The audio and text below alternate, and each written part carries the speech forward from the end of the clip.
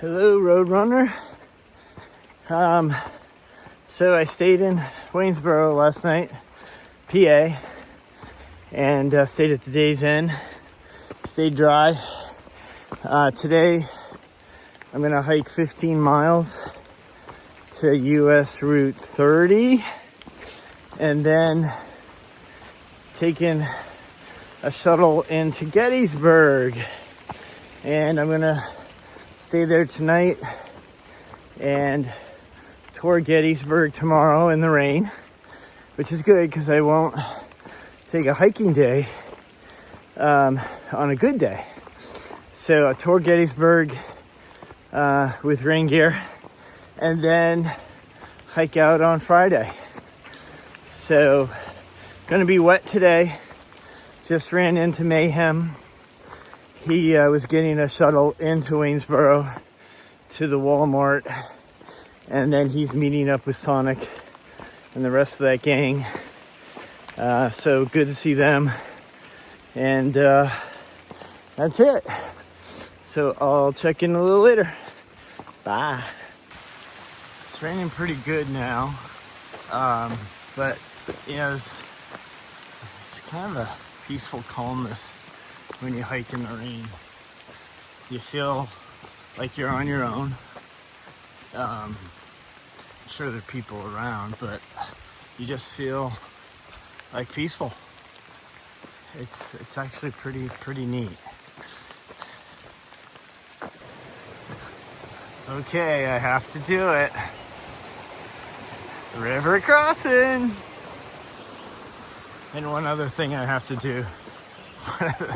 One of the things I would torment Roadrunner with in Virginia is every time we came to a mountain, I go, I thought you said this was gonna be flat. She goes, I never said it was gonna be flat. And then, so now I'm gonna say, I thought you said Pennsylvania was gonna be rocky. This doesn't look rocky to me.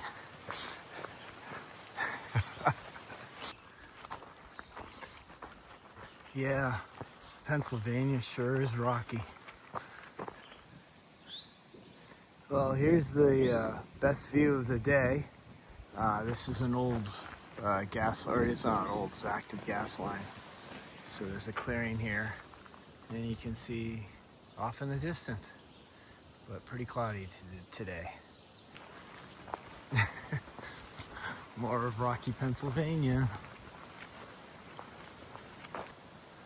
So I'm at the Rocky Mountain Shelter turnoff. I'm 3 miles away from the Route 30, where I just called Junker, who's a shuttle driver. He's gonna pick me up and bring me to Gettysburg. It's getting a little chilly. I don't, 51 degrees and a little wet and lots of wind. So I'm looking forward to going to Gettysburg. Well, coming out to Route 20, that's about it. That's a wrap for today. Mileage is 15.3, and now I wait for my shuttle pickup, and that might be it over there.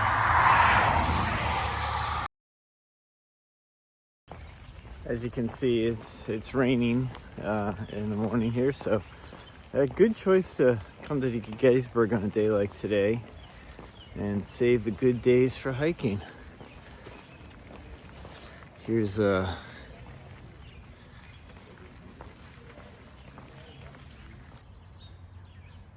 look where I am. Gettysburg National Military Park Museum and Visitor Center. I am here. They open at 8. It's like 7:30. I'm just so anxious to get going. So I think what we'll do is do the Cyclorama Film Museum and then take a car tour, which will be about 2 hours of the battlefield. And then we'll see what happens. So that's the plan for now until it changes. Here is the visitor center main lobby. And then we're gonna go this way to the museum. So come a little full circle here. This is about John Brown, who we saw back in Harper's Ferry. And some exhibits in the visitor center. And ironically enough, as I saw in one of the comments on my last video when I was in Harper's Ferry, yes, the Robert E. Lee, who was then a colonel in the U.S. Army, not the Confederate Army, he led the troops that captured John Brown. Now I've got to find another interesting fact that I don't know if I've got to verify, but I believe during the hanging of James Brown, there was a person called John Wilkes Booth who was in the audience watching the event. It's kind of another weird twist of history. So I'm sitting here in the cafeteria at the Gettysburg Visitor Center. Big day so far. Went and saw a film on the Civil War, and then they have a cyclorama here, a 360-degree oil painting of the battlefield. Gives you a good perspective on, the landscape. And then there's a museum, which I spent some time in. I'm going to go back there in just a little bit.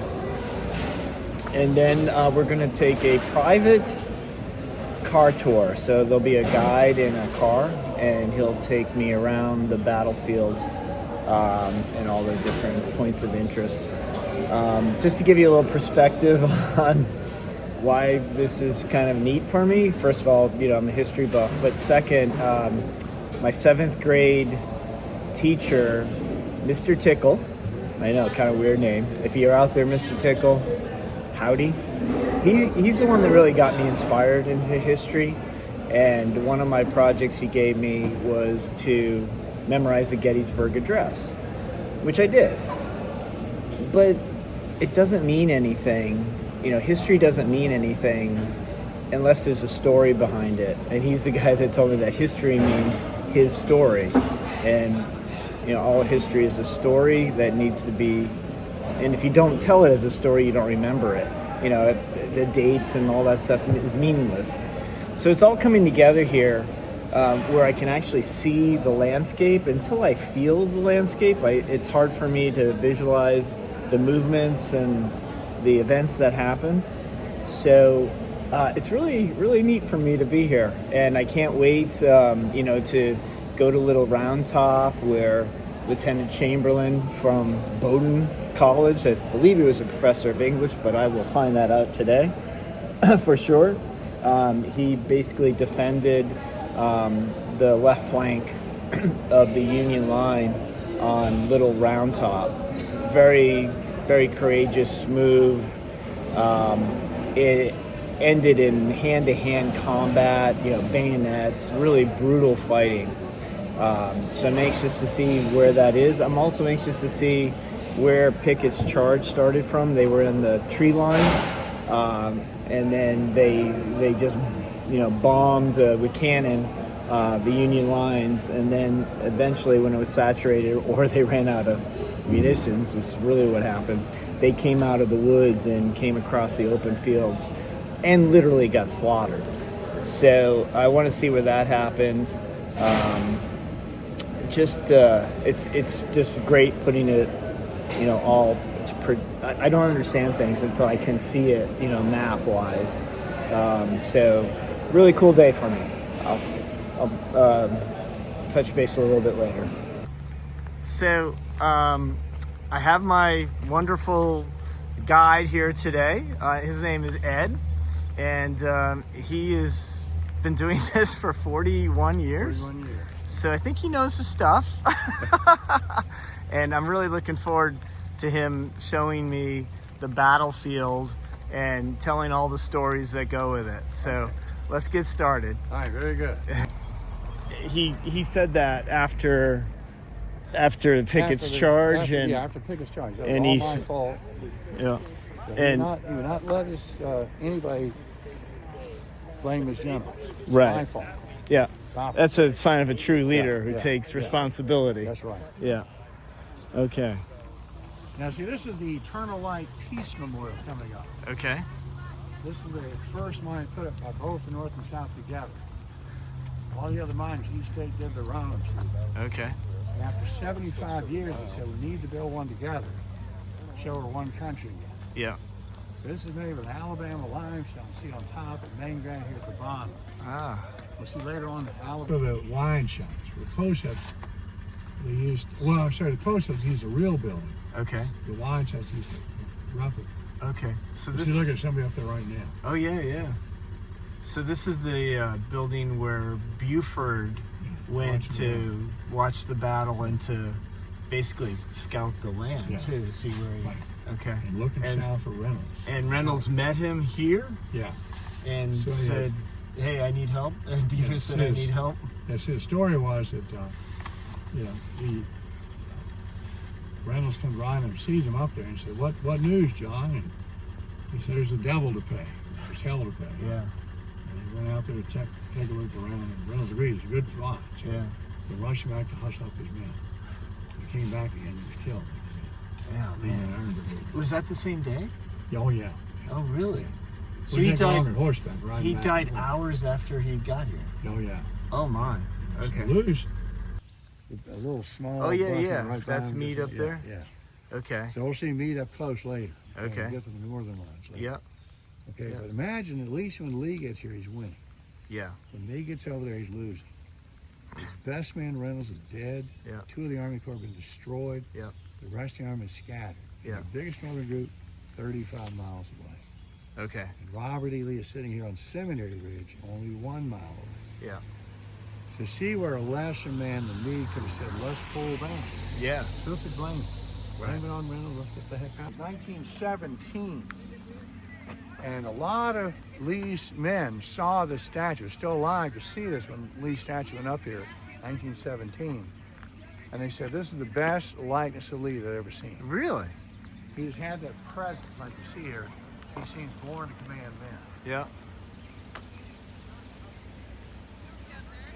Wow.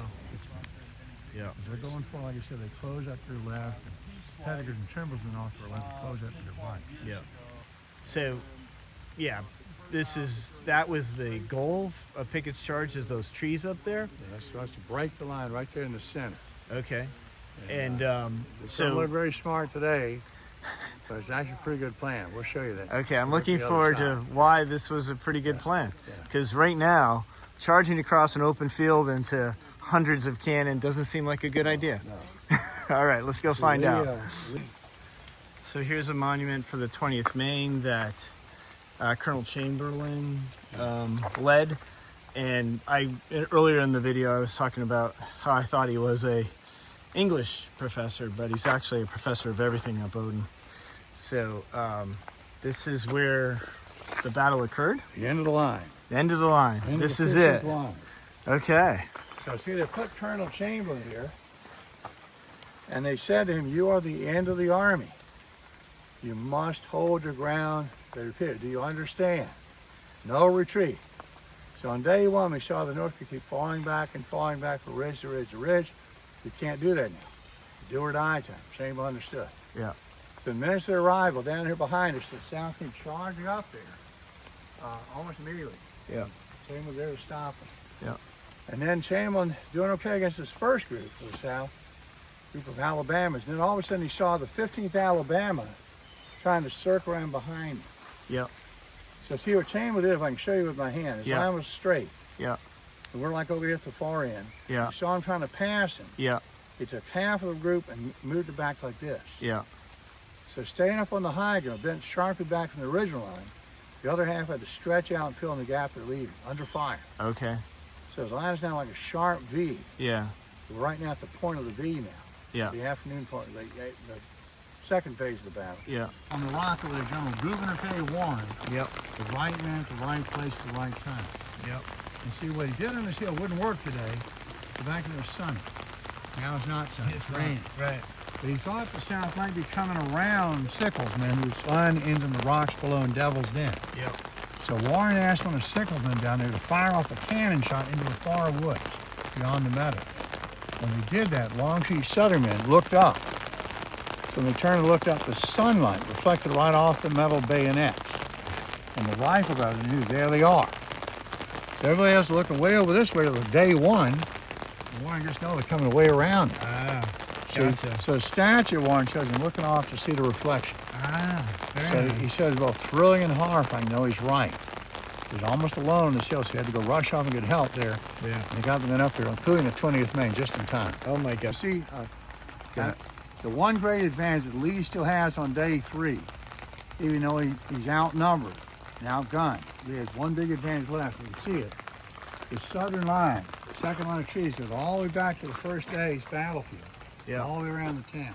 Yeah. They got 6.5 miles of room to put in cannon. The north side, 3.5 miles long, is 3.5 miles of cannon. Interesting.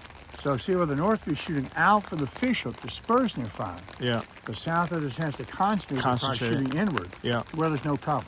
Yeah. See, so the idea is we blow a gigantic hole in the center. Yeah. We send pickets men marching right through that area. Yeah.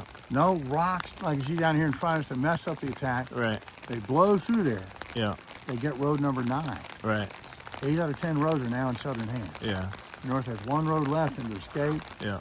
And the southern cavalry is finally come back to Stewart. Guess where they're going? Yeah. Road number 10. Yeah. See, cut off the escape, win Yeah. the battle, win the war. That was a good plan. So see, it's not a bad plan at all. No. See, people think it's like a Hail Mary pass, throw up, I hope it works. But Right. Lee's got a plan. Okay. And now I'll take you and show you why it didn't work. Okay. Okay. Okay, we were just talking about why this charge should have worked. Yeah, a lot of charges should have worked. The south has got 6.5 miles room to put in cannon. Yep. The north has 3.5 miles room to put in cannon. Yep. The reason it failed is that most of the southern cannon over that way we saw earlier was shooting straight at these cannons right up here in these men. Yep. It's flying through here like 1,000 feet a second with paper fuse screwed into it. And you got to get the hit between that group over there and this bus over here. And there's a little bit, right over the hill it goes. Oh. And he said what we should have done, the guy in charge of the cannonade, E.P. Alexander, said what we should have done, put cannons up this way. This way you shoot all the way down the little roundabout. Look at that. Hit Yeah. something. Yeah. Up the line or down line, it's guaranteed to come in and hit something every single time. Gotcha. The reason they didn't do that, that's what the town knows. Okay. No one thought about shooting over a building before. Wait, no one shot of. No one thought about shooting over a building before. Really? You had to see what you're shooting at to shoot at. Didn't have indirect fire. No one thought of that. Yeah. So the one place where the South Canada was doing a terrific job on the last end, you never knew it. They're shooting from over this way, Yeah. and they're shooting right across the curve and the hook, Okay. trying to hit the cannons nearest to them. But every time they go long, they're hitting up in here. So Right. they got that much room to hit instead of that much room. Right. Right. They're doing tremendous damage over there. Yeah. Just above us here. Yeah. What's called Ziegler's Road. Yeah. One of the northern regiments, shaped like a big shamrock, 108th New York, they wrote on the back of their monument, lost 102 out of 200 men and never fired a shot in the battle. Wow. It's right there in that curve getting Yeah. crushed. Crazy. Okay, but see what the South didn't realize when they're shooting at this line, they're shooting straight at it. They're mostly overshooting in the smoke. They didn't realize that. They kept pouring it in and kept missing. What the North did was they stopped firing their cannons gradually. That was the idea of Henry Hunt. He's in charge of all the North's cannons over here. He's mad they're missing him. They'd be happy to miss him, but he's mad. Yeah. The reason he's mad is because he was the instructor at West Point that taught those guys how to shoot those cannons. He's their teacher at West Point. So he looked him up at Appomattox later and chewed him out. He said, you guys should have killed us again. Yeah. You're just spreading your fire all over the place. You're not concentrating. Right. You're just watching class. Oh my gosh. See? Isn't So that he something? thought, he's the most brilliant artillery war, thought Lee had a great plan. Yeah. Just did not do it right. Interesting. Yeah. Wow. And then something. That is something. Oh my So goodness. over there then, the South believes they've done, they charge. Yeah. Now see, it's too far to run across that field. They had to march. Yeah. So see, way down the road, there's a bright white building with a black tarp over it. I see it. That's the Klingel farm. Yeah. The right of Pickett's way down there. Yeah. And the left of Pickett is over this way here where we see Lee's statue. We saw that earlier. Yep. That's one division. Okay. There are 3 divisions coming out of this wood. That's a lot of people. A lot of people coming right at you. You Yeah. haven't been able to beat in 2 years. Yeah. So last video of the day, what a fantastic day in Gettysburg. Ed was unbelievable. He's probably the most knowledgeable person in Gettysburg about Gettysburg, and I happened to stumble upon him today. Anyway, so this is the famous fish hook. Comes up here, that's Cemetery Hill, comes over here to East Cemetery Hill, and then goes over to Culp's Hill over there, and that was the main defense line. So you can see all these batteries up here shooting down on the field. Wonderful day. Sorry you had to put up with all that. But for me, you know, one of the more memorable days on the Appalachian Trail. So thanks so much. Talk to you tomorrow.